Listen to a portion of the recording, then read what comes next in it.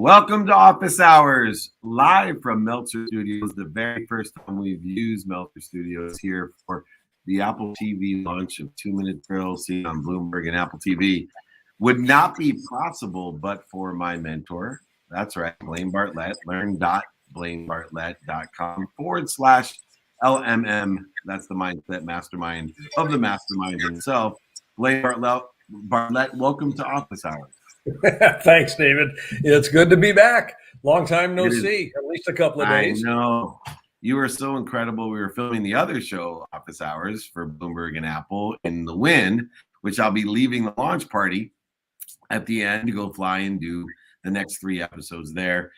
Just real quick before we bring our extraordinary guest on, share a little bit about your perception of your experience filming at the Win for the difference between this show and the TV show Office Hours. Oh, the difference is phenomenal. I mean, first of all, I'm out of my office. I'll just start with that. You're out of your closet and I'm out of my office. But more than that, I mean, it is a state-of-the-art studio. It is impeccable. It is elegant. And I mean, elegant in the sense that there's no unintended consequences. It just runs. And the ability to bring our guests in and just the staging, the staging, it was just, I really enjoyed it. I really enjoyed having you, and it brings out absolutely the best in you, and you're an extraordinary host along with others. We have a very diverse group of hosts with diverse backgrounds and interests, which brings the most out of our guests. And I think as we bring Sarah Noll Wilson on, what makes the show maybe how extraordinary my hosts are, but the guests are top notch and they enjoy themselves. Every one of my guests, from the biggest names, from billionaires, millionaires, entrepreneurs, celebrities, athletes, and entertainers, and we had them all. I think even you you were like, oh my gosh, Dave, these are extraordinary guests, but what makes them so extraordinary is they enjoy themselves as well. Let's bring Sarah Noll Wilson on to see if we can hold that standard here online. She is the Chief Edge Officer. She is the CEO, but it's the Chief Edge Officer, Sarah Noll Wilson, sarahnollwilson.com. And she has a book that I'm very interested in. And it's called Don't Feed the Elephants: Overcoming the Art of Avoidance to Build Powerful Partnerships. And this just launched in February. And it is an extremely thought-provoking book because so many people get in their own way. And I think the book is about getting out of your own way. Sarah Noll Wilson, welcome to Office Hours. Well, I'm excited to be here. No pressure in setting up that, like, I have to, match the occasion of. Comparisons. I want to set the bar low so I can come in high, as how I like it. Yeah, we're going to bring the elephant right into the room here. This is good. Yeah, great. Yeah, it's a comparison is the thief of joy, and you would not want to compare yourself to anyone here, especially my friend Blaine. But this is a very interesting book because so many people are afraid of uncomfortable situations. They're afraid of conflict. They're afraid to ask for what they want. And they've built up this interference in their mindset. And then they wonder why they can't get to where they want to be. I'm curious, when you talk about don't feed the elephants, what are the elephants? Yeah, well, I'm pausing and just thinking about your choice of words of we create our own interference. I haven't heard somebody use language like that. So I think that that's a really beautiful way of describing it, right? We get in our way. I mean, we're familiar with the Western metaphor, right? The elephant in the room. But the way that I like to clarify it is that a lot of times when we talk about the elephant in the room, we almost like point at somebody like, oh, David's the elephant in the room, or, oh, we have an elephant in the room, and we point at someone. But the reality is that the elephant is created when we avoid. Because if you and I, or let's say Blaine and I have a challenge or an issue or a conflict, if we talk about it, there's no elephant. No elephant, is created in that moment. So the elephant is really created the moment we avoid getting curious, acknowledging, whether it's for ourselves, like having the conversation with ourselves or with someone else to navigate that challenge. It's the subtitle of the book, Overcoming the Art of avoidance. And I mean, I think you absolutely nailed that with that subtitle, because we are very practiced at avoiding, and it is an art form for many, many people. Myself included. Yeah. How do we overcome the avoidance suck hole? Yeah. No, I mean, and to be like totally transparent, I'm a reformed avoider, and there's still times where I have to push myself and push my courage.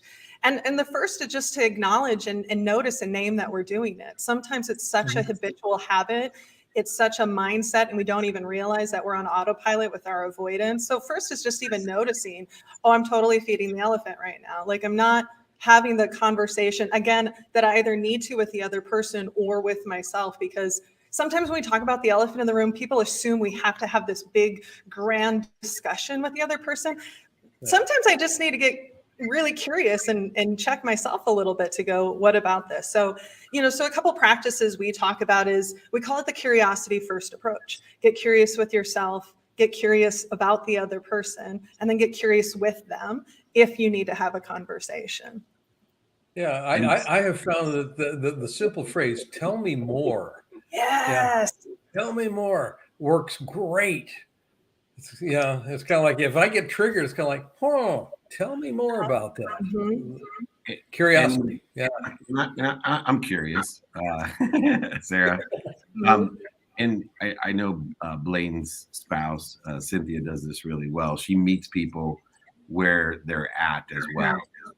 So I think it's really important a lot of times where we are creating interference or void shortages or obstacles in these relationships and I remember Cynthia, Blaine's wife, saying to me, so what I hear you saying, or things like that. But I'm really curious, because these are fundamental in both professional and personal relationships. And I was wondering what nuances that you found in feeding the elephants, because there is a difference in the relationship.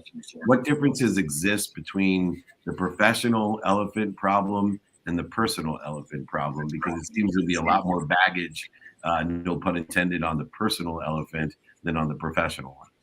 Well, I mean, if we're talking personal or, like a romantic relationship, or say with your spouse or family members, it's going to be one of the longest lasting relationships you have or intend to have, right? That's the intention when we go into it. And so to your point of, there's a lot of history.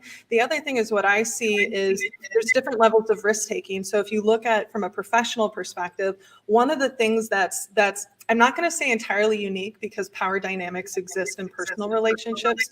But at work, there's power dynamics, right? Me having a conversation with my boss is much riskier for me than perhaps me having a conversation with my colleague. So we have to be aware of the role that the power and authority plays in the relationships at work. And then to your point about personal relationships, whether it's friends or family, is that the risk is different, because this is somebody who's really important to you. And not only that, but I mean, if I'm showing up in a way that I've habitually always shown up differently can be not only uncomfortable for me, but also uncomfortable for my spouse or uncomfortable for my siblings. And so it's not uncommon when we're working with people, the next day at a workshop, they'll come back and be like, I was trying to listen to my wife differently, Blaine, I was trying to use the, tell me more. And she's like, what the heck is wrong with you? Why are you showing up in this way? So the stakes can be different in the personal relationship, but the behavior patterns with each other tends to be much more, what do I want to say? Created, our patterns are so much more consistent, not necessarily healthy, but in our personal relationships, that's different than our work relationships.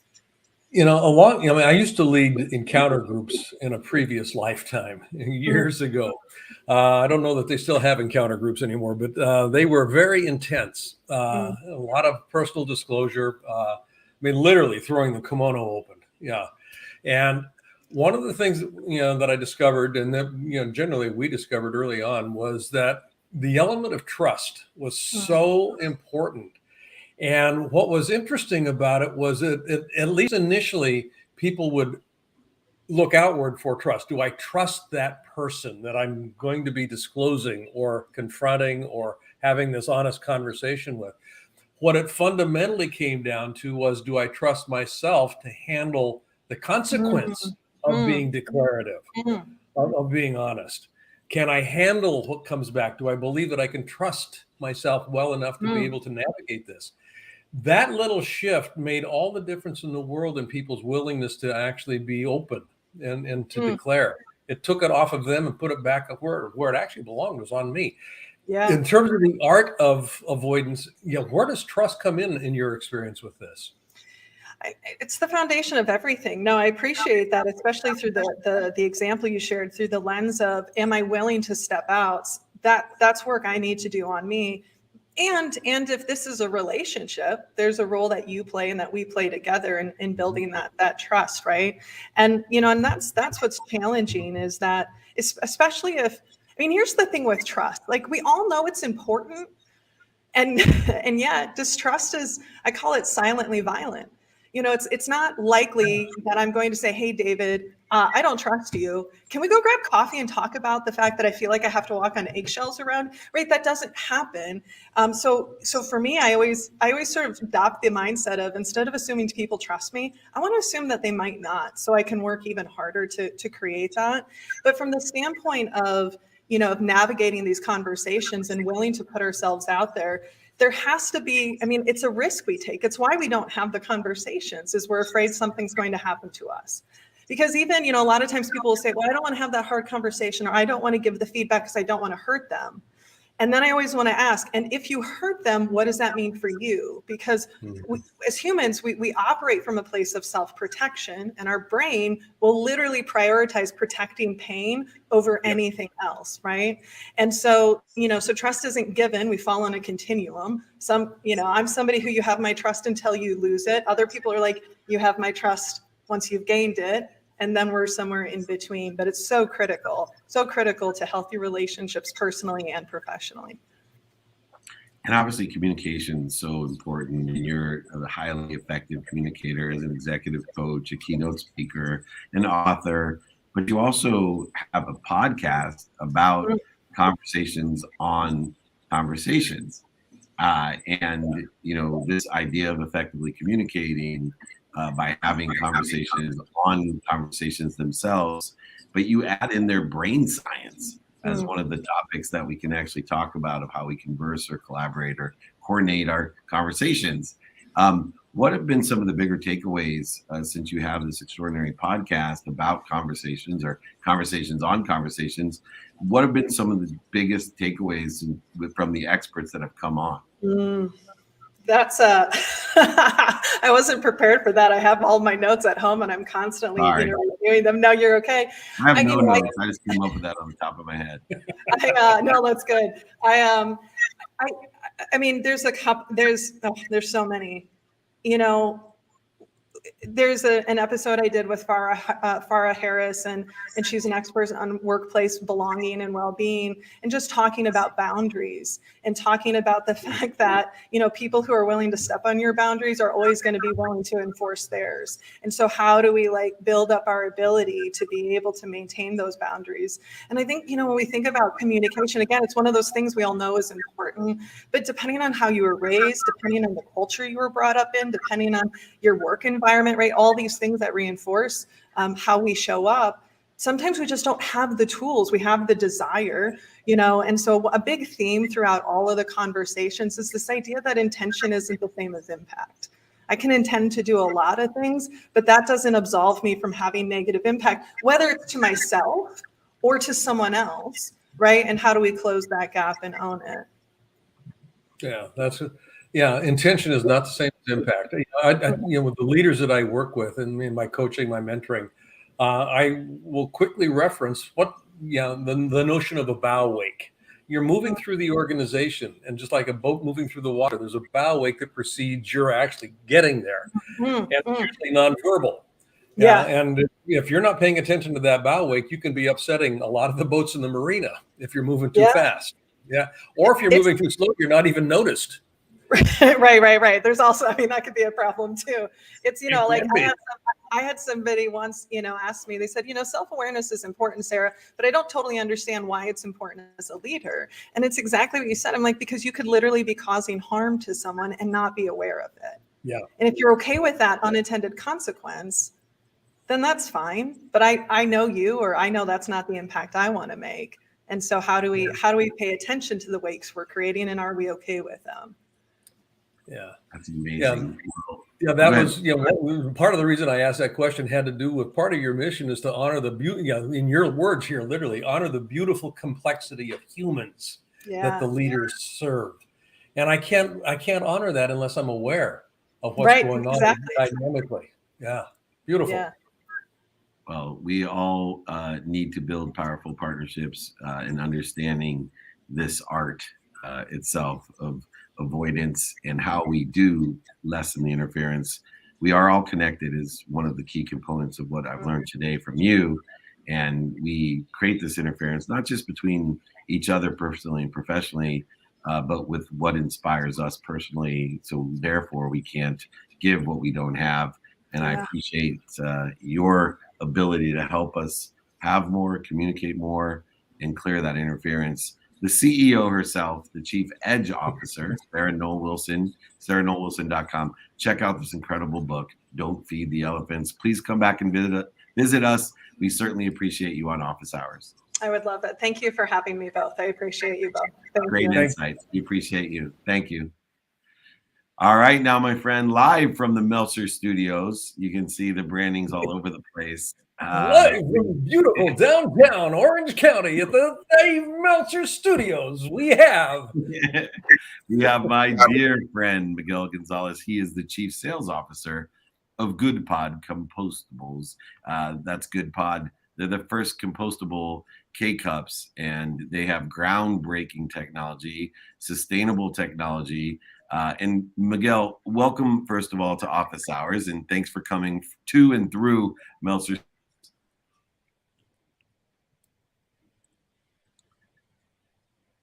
Oh, I'm not sure you can hear us. We just had a little. Oh, there you are.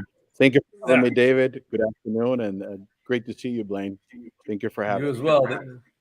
I want to start with the problem, right? I don't think people know the size, scope, and scale of the problem that we've created with big brands like Keurig and Nespresso, and how we're delivering coffee in individual cups to, I assume, millions of people.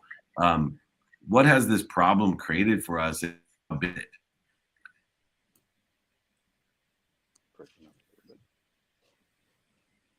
There must be a delay.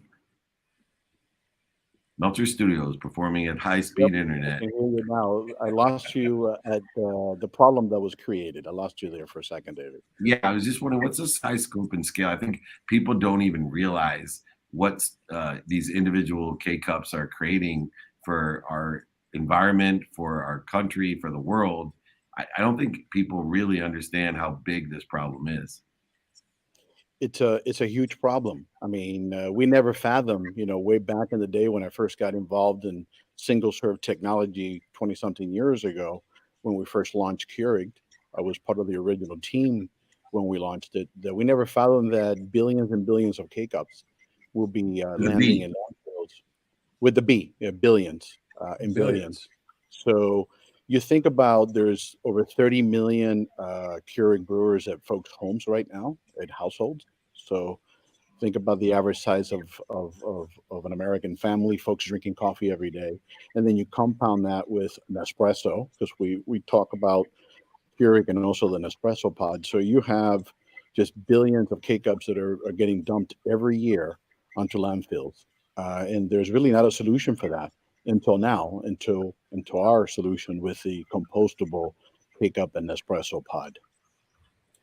And these are different than the recyclable pods that I can get and refill myself. So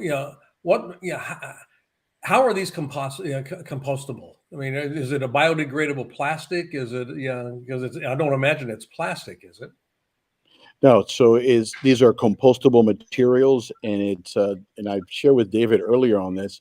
The everyday K-Cup today is a plastic, food grade plastic, perfectly safe. and it's stamped into a K-Cup. Our compostable technology are compostable materials that are melted together just to keep it simple, and they're molded into this huge mold. 3 layers. So you have your outer layer, you have your oxygen barrier, fancy word PVOH layer, fancy, but just a layer to keep the good stuff in and the bad stuff out. So it keeps the light and ambient air out. And everything is made from 100% compostable material. So when you drink your coffee, all you have to do is put that in your composting bin, especially here now in California where composting is the law of the land. And then when it's taken to the facility, it decomposes in 90 days. It just completely disappears. I always say that it disappears like an avocado. It just goes back to earth the way it was intended to be. And what about the performance? A lot of times we create these sustainable products, these compostable products, but they don't perform as well. They may alter the taste of the coffee. They may not withstand a freshness guarantee. We talked about this huge need and the huge impact that billions of plastic K-Cups obviously are causing. But how do they perform? So we spent 8 years in development, upwards of 180 million our partners did in developing this technology. There was a lot of trial and error. So currently our technology is freshness guaranteed 24 months, which is the standard in the industry. So when you look at the standard by Keurig is 24 months. We offer the same. The taste of the coffee is fantastic. We use single origin coffees. We use blends from coffees from around the world. And then we ship that coffee into Milan, Italy. Our products are manufactured and packaged in Milan, Italy. And then we import that product here in the US and we commercialize to different distribution channels. Interesting. And you say single source coffee. Is it organic or is it sustainably harvested? So currently our coffee is not organic, but we have the ability to package organic coffees. We already have requests for fair trade coffees. So absolutely, we're able to adapt and package different coffees, either the single origin, which is highly desirable because it comes from one particular area, one particular region or farm, or a blend. Most of the coffees that we drink today are blended because of agricultural reasons. It's easier to blend different beans from different regions and get a consistent taste in your cup.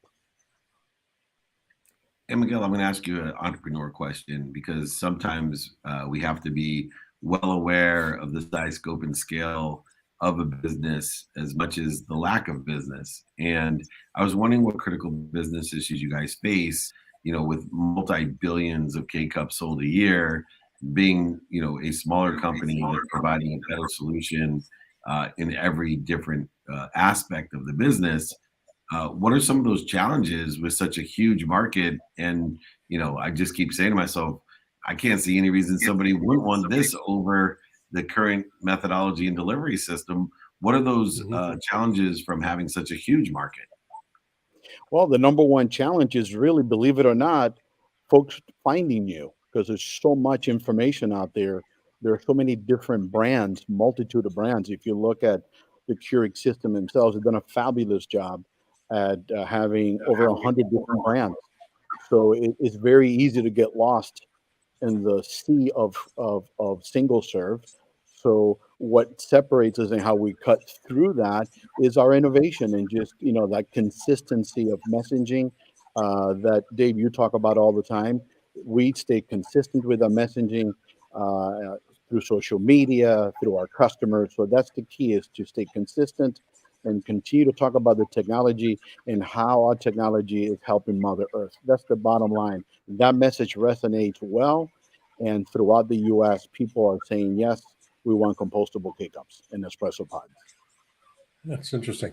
Yeah. So part of your marketing strategy, as I'm listening here, has to do with social impact in terms of stewardship, ecological stewardship. We're good for the earth, that sort of a thing. Have you looked into, and there's a different way of talking about this. Yeah, coffee, one of the flavonoids, there's an acid in coffee that is actually incredibly beneficial to the human body. It is just a phenomenal byproduct, or not byproduct, it's inherent in the coffee bean itself. And it's generated when the coffee plant is under attack by pests. It's a naturally secreted acid that is designed to repel the pests, but it also has an incredible health benefit when you consume it, when you drink it. And what's interesting is fair trade coffees, non-organic coffees, are treated with pesticides to keep the pests away. And as a consequence, that acid compound is much lower than it is in the organic coffees. So and then there's a question here. Considering marketing the organic coffee, because they will tend to be higher in cost, but marketing them not because they are better for the earth, better for ecology, but because you actually get an enhanced health benefit from the organics. That's a differentiator that I don't see many people, if any, manufacturers, particularly large-scale manufacturers, really going to market with right now. That's a very good point, Blaine. If you think about all the attributes and the health benefits of coffee, that happens to be one. There are so many. The antioxidant effect on coffee when you drink coffee on a regular basis, your alertness. So there's so many benefits. But I see your point. I think that's a really great opportunity to, as we continue to commercialize and segment our market, that will be a really good piece to look at. Absolutely.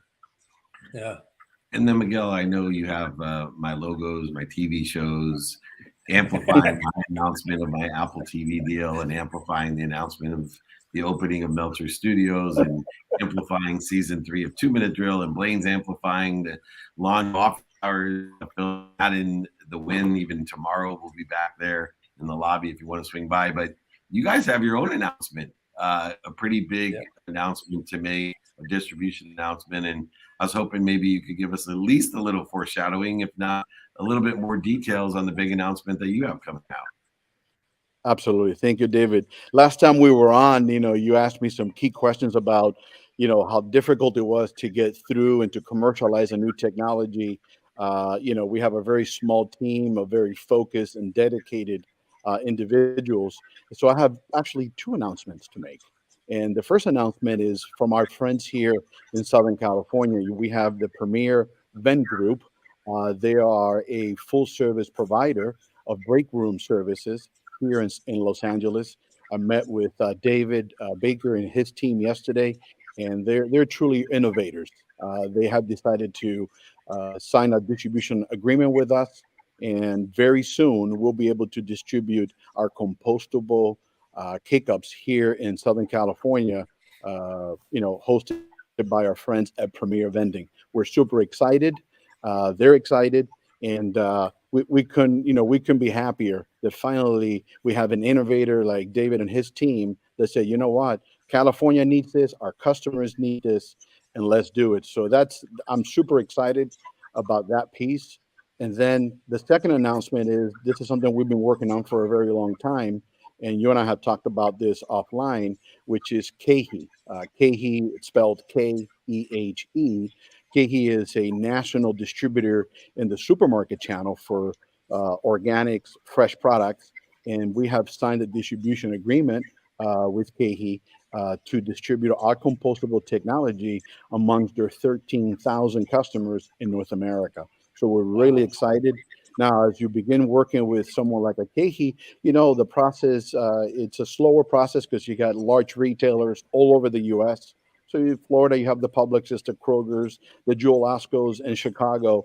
So we have a team very focused on those coffee reviews, but we're super excited that now we have that stamp of approval, not only from a local beverage distributor here in Los Angeles, but by a national customer like KeHE that says, you know what, America is ready for compostables. Let's do it. I love it. Congratulations. That is outstanding. Awesome. Well, we certainly appreciate you, obviously, as an investor myself, looking at the leadership that you have, which is the number one component of what I invested in, and 2, the size of a market. I think this deal has every single criteria of a winner, especially with a seasoned vet, a seasoned winner like yourself. Miguel Gonzalez, thank you so much. He's the chief sales officer of the incredible company, the Güdpod Compostables, with their Güdpod and good news. It's more good news today with my friend Miguel Gonzalez. Thank you so much for joining us, especially from the Meltzer Studios. We certainly appreciate that promo as well. Yeah. And I want to thank you for inviting me here, and congratulations on your ongoing success. Thank you. Thank you, my friend. We appreciate you. Keep up the great work. We will save the planet with entrepreneurs, Blaine. And Miguel is absolutely proving it. Billions of dollars that are be saved.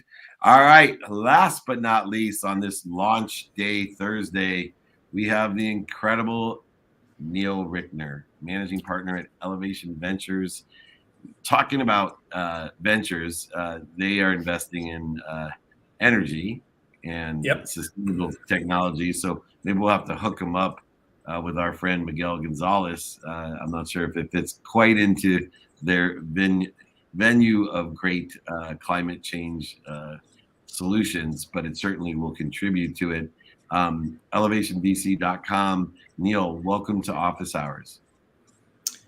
Great to be here. Thanks for having me. Well, we love the social capitalists, the compassionate capitalists. We love people that put money behind saving our earth. I always say, our sustainable practices will hopefully give enough time for the entrepreneurs and the VCs to solve the problem.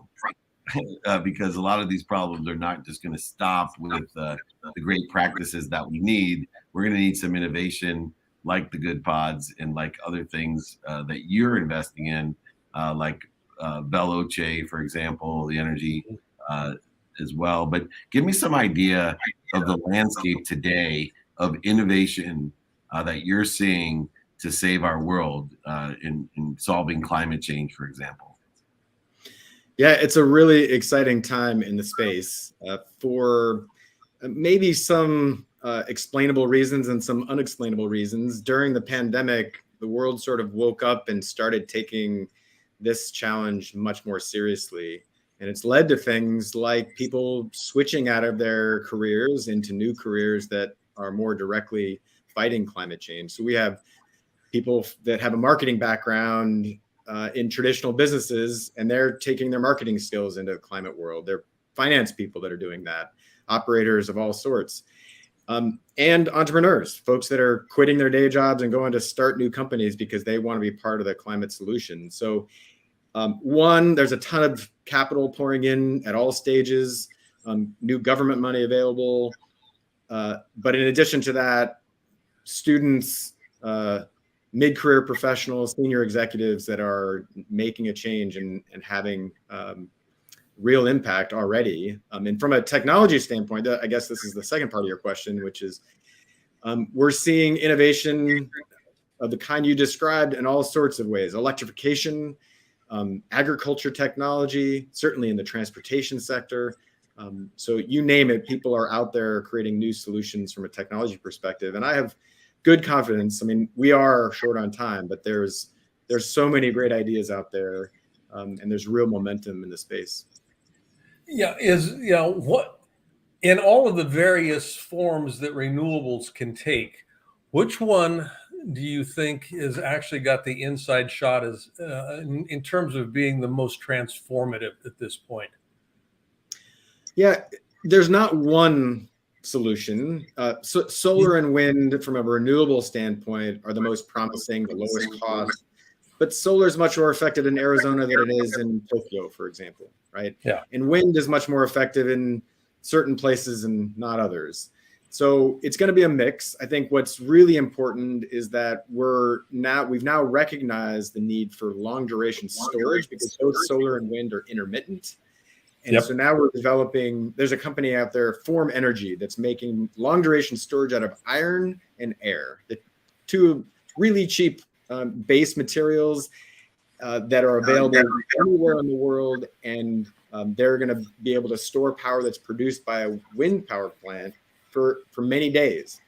And so you pair those new technologies together with traditional wind, and now you've got base load power, which is now really hard to replace with the technologies from 5 or 10 years ago. But I want to say it's not just solar and wind plus storage. That's a key component, but also geothermal, probably some nuclear.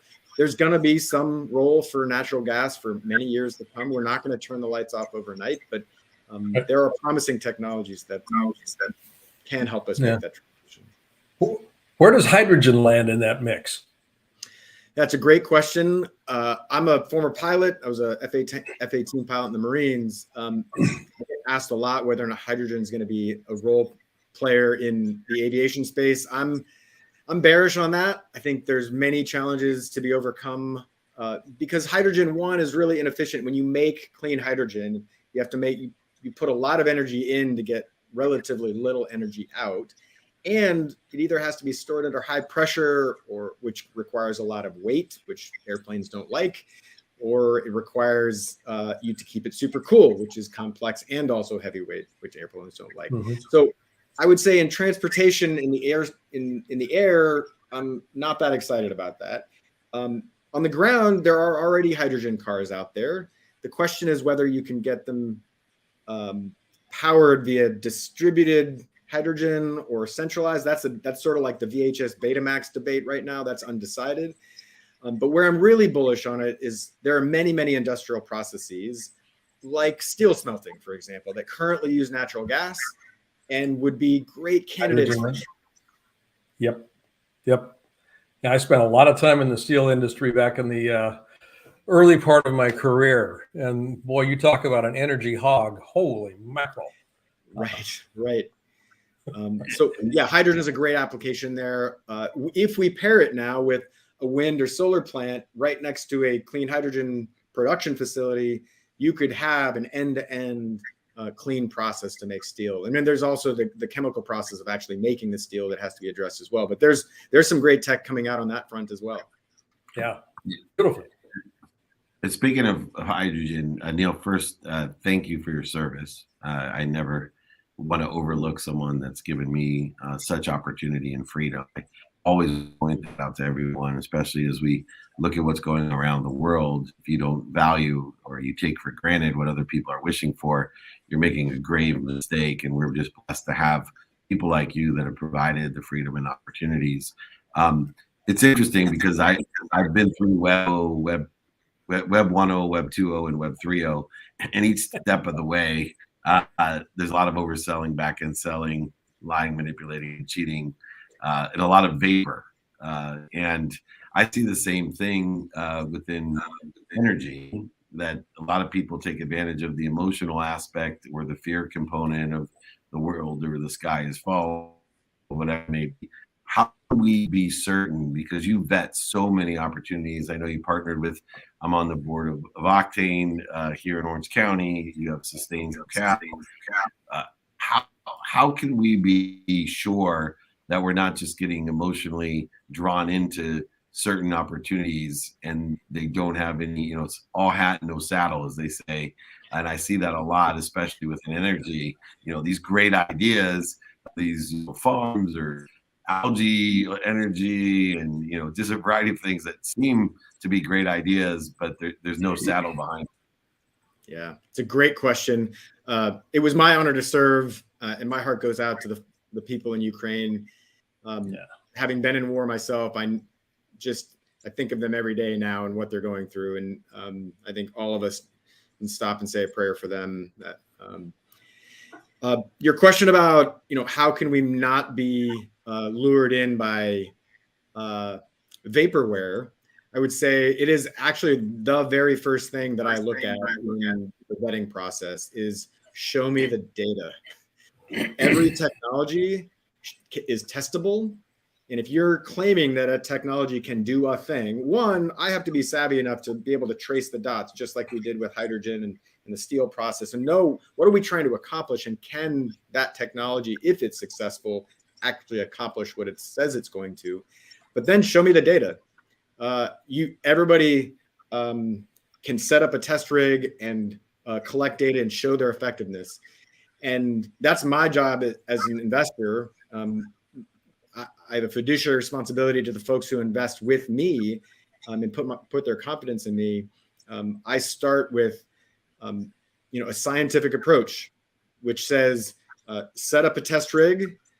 Let me verify your test rig. Let's make sure it's within tolerances, and then show me your output. Let me see how effective you are. It's sort of like you publish a scientific study, get it peer reviewed.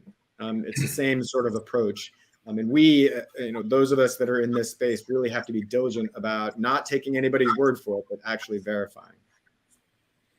I'm gonna go back to the aviation piece and the application for H2 in that area.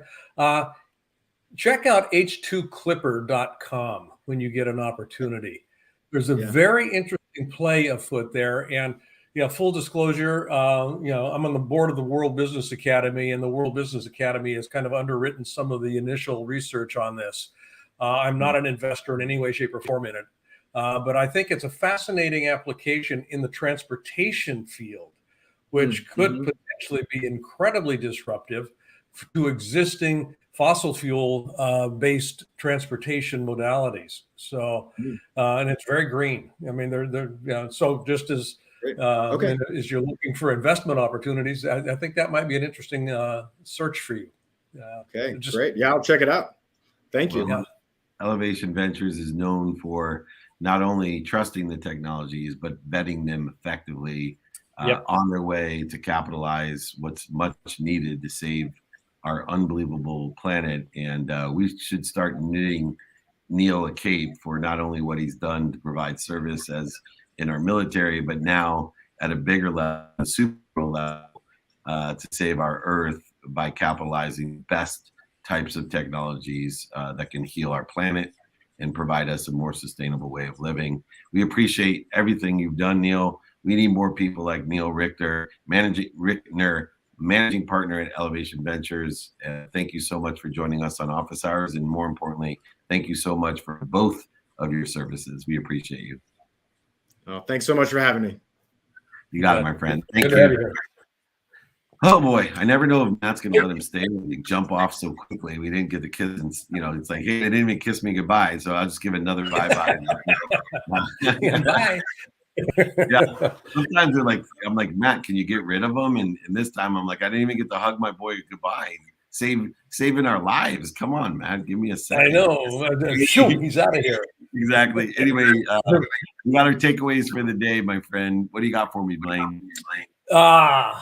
It's going to be an interesting one on this case. It has very little to do with our guests per se, and everything to do with the studios that you are curating. And I'm using the word curating very specifically here. My takeaway, and I've been privileged to be with you on this journey, the formatting, and more importantly, the opportunity that you're presenting for these guests to be showcased in such a professional way is, I love it. And so my takeaway is just an acknowledgement of the journey that you've been on that is culminating in some of the things that I'm seeing and witnessing and being actually fortunate enough to be a part of. I love what you're doing, David. I honestly do. Well, thank you. I certainly appreciate it. And I wouldn't be here, like I said, without you and your wife, who have changed my life, enhanced my life. You talk about people who elevate others to elevate themselves, which is my takeaway. My greatest gift is that I give, and giving does not happen without receiving. And you have allowed me to receive so much in my life and give so much more to others as well. So thank you, not only to you, but your wife, for all the giving and receiving that we've shared in mutually, by the way. And I think in that respect, all three of these great entrepreneurs today really recognize and illustrate giving and receiving. And whether it's in the conversations on conversations and communicating and not feeding and overcoming an art of interference or avoidance, obviously with Güdpod as well, we can have the greatest intentions and the greatest innovations, but over 20 or 30 years, we find out that we may end the earth because of things we're trying to create that are good, no pun intended. And of course, Neal just represents to me hero status on it's like not good enough. He created freedom for us and has participated and sacrificed so much of himself and his family. But now, to capitalize the great ammunition that saves the world. No damage done, right? Everything he does is to heal our planet and to finance the healing of the planet, which is a pragmatic tool that he's utilizing, a positive tool. So I want to thank all the heroes out there that may go unsung or may go unnoticed. Sarah, Miguel, and Neal, and of course, Cynthia and Blaine. What a great day this is for me to launch on Apple TV and 2 Minute Drill and Office Hours and everything we're doing to provide a platform for the heroes. And that's really what it is. It's a platform to, look, the fastest way to get to where we want to be is to find someone that's already there and ask them for directions. Thank you, everyone, for giving such great directions. Blaine, I will see you. I wish it was tomorrow in Vegas again, but I'll see you very soon. I appreciate you. Thank you. You bet, buddy. You take care and have a great evening tonight. We will. You'll be missed. Learn.blainebartlett.com/LMM, the great mastermind, the mindset mastermind that's changed my life and so many of my clients' life as well. Thank you, Blaine. All right, Matt, she's going to keep you there forever, Blaine. He's making up for the other side. We got to find a producer with a better finger. Anyway, or is that a butterfinger? Anyway, whichever way it goes, I am so excited and grateful. That's all I have to say is I'm sitting here in Meltzer Studios, about to launch on Apple TV. Office Hours and 2 Minute Drill can be seen on Bloomberg Television and on Apple TV now at these great studios. We have one at the Wynn, one at SoFi, the new arena and stadium up there in Los Angeles, our studio there, and of course in the lobby of the Wynn. We're doing our best. We're learning lessons and we're having fun. I want you to do the same. Be more interested than interesting. Most importantly, be kind to your future self. Do good deeds.